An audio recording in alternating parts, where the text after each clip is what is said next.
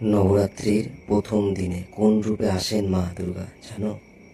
নবরাত্রির প্রথম দিনে পূজিত হন মা শৈলপুত্রী, শক্তির সূচনা। তিনি পর্বতরাজ হিমালয়ের কন্যা। তার নাম শৈলপুত্রী। তার মাহাত্ম্য হল স্থিতি, শক্তি আর দৃঢ়তা। এবং তার মন্ত্র হল ওম দেবী শৈলপুত্রৈ নমঃ। এই রূপে আমাদের শেখায় জীবনে শক্ত ভিত্তি করা সবচেয়ে বেশি জরুরি। যেমন পাহাড় অটল থাকে, তেমনি আমাদেরও সংকল্পে দৃঢ় থাকতে হবে। নতুন কিছু শুরু করতে ভয় পেও না, শক্তি তোমার মধ্যেই আছে। সফলতার আসল রহস্য কি জানো? নবরাত্রির এই রূপটাই তোমাকে বলে দেবে। নবরাত্রির দ্বিতীয় দিনে পূজিত হন মা ব্রহ্মচারিণী, তপস্যা ও সংযমের প্রতীক। তিনি কঠোর সাধনার মাধ্যমে শক্তি অর্জন করেন। তার মন্ত্র হলো ওম দেবী ব্রহ্মচারিণ্যই নমঃ। এই রূপ আমাদের শেখায় সফলতা একদিনে আসে না, ধৈর্য, পরিশ্রম আর একাগ্রতা থাকলে সব সম্ভব।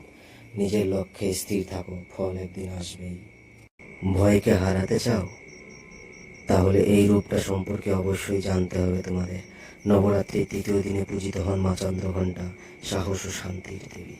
তার কপালে অর্ধচন্দ্র আর তিনি যুদ্ধে অচির। তার মূল মন্ত্র ওম দেবী চন্দ্রঘণ্টায় নমঃ। তিনি আমাদের শেখান ভয়কে জয় করে জীবনে এগোতে হয়। শান্ত থাকলেও প্রয়োজনে শক্ত হতে জানতে হয়। সাহসী তোমার সবচেয়ে বড় অস্ত্র, আর এই সাহসী তোমাকে সমস্ত বাধা বিপত্তি থেকে মুক্ত করবে। একদিন তোমাকে সমস্ত বাধা বিপত্তি পেরোতে সাহায্য করবে। মা কুষ্মান্ডা, কি ভয়ঙ্কর নাম, তাই না? যতটা ভয়ঙ্কর এই নাম, ঠিক ততটাই সহজ তার বার্তা। নবরাত্রির চতুর্থ দিনে পূজিত হন মা কুষ্মান্ডা, সৃষ্টির শক্তি। বিশ্বাস করা হয় তার হাসি থেকেই সৃষ্টি হয়েছে ব্রহ্মাণ্ড। তার মূল মন্ত্র হলো ওম দেবী কুষ্মান্ডায় নমঃ। তিনি শেখান ছোট একটি উদ্যোগ থেকেও বড় কিছু সৃষ্টি হতে পারে। নিজের সৃজনশীলতা ও ধৈর্যশীলতাকে কাজে লাগাও, তুমি অনেক কিছু জীবনে করতে পারবে এবং অনেক দূরে এগিয়ে যেতে পারবে। অন্যায়ের বিরুদ্ধে দাঁড়ানোর শক্তি কোথা থেকে আসে জানো? নবরাত্রির ষষ্ঠ দিনে পূজিত মা কাত্যায়নীর কাছ থেকে। অন্যায়ের বিরুদ্ধে যুদ্ধের প্রতীক তিনি, আর তার মন্ত্র হলো ওম দেবী কাত্যায়ন্যায় নমঃ। তিনি শেখান অন্যায় দেখলে চুপ করে থেকে নাও, প্রতিবাদ করো। প্রতিবাদ করতে হবে, প্রতিবাদী হয়ে ওঠো। সত্যের পথে সাহসী হও, সত্য তোমাকে পথ দেখাবে, এগিয়ে নিয়ে যাবে গন্তব্যস্থল পর্যন্ত। মায়ের সবচেয়ে ভয়ঙ্কর রূপ কি জানো? কাল রাত্রি। আর এই রূপটি মায়ের সবচেয়ে শক্তিশালী রূপ। নবরাত্রির সপ্তম দিনে পূজিত হন মা কাল রাত্রি, অশুভ বিনাশকারী ভয়ঙ্কর রূপ।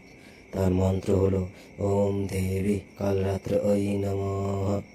তিনি শেখান অন্ধকার যতই গভীর হোক, আলো আসবেই, সূর্য উদয় হবেই, দিনের শুরু হবেই। জীবনের কঠিন সময় তোমাকে শক্ত করবে এবং এগিয়ে নিয়ে যাবে সামনের দিকে, সেই সুন্দর দৃশ্যময় আলোর দিকে। এই মায়াময় পৃথিবীতে এই চোখ দুটি সত্যিকারের সৌন্দর্য খুঁজে পেতে চায়। আসল সত্যিকারের সৌন্দর্য কোথায় থাকে জানো? নবরাত্রির অষ্টম দিনে পূজিত হয় মা মহাগৌরী, পবিত্রতা ও শান্তির প্রতীক। তার মূল মন্ত্রটি হলো ওম দেবী মহাগৌরী নমঃ। তিনি শেখান মন পরিষ্কার থাকলে জীবনে শান্তি পাওয়া যায়, জীবন শান্ত হয়। আর সরলতা আর পবিত্রতাই আসল সৌন্দর্য, পৃথিবীর সমস্ত সৌন্দর্যের মধ্যে অন্যতম এবং শ্রেষ্ঠ। জীবনের সমস্ত স্বপ্ন ইচ্ছা পূরণ করতে চান? সব ইচ্ছা পূরণ করতে পারে কোন দেবী জানেন?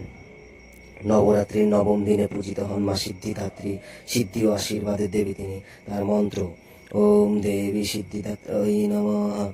তিনি শেখান বিশ্বাস আর ভক্তি থাকলে অসম্ভব বলে কিছু হয় না, সব অসম্ভব সম্ভব হয়ে যায়। নিজের উপর বিশ্বাস রাখো, তুমি পারবে।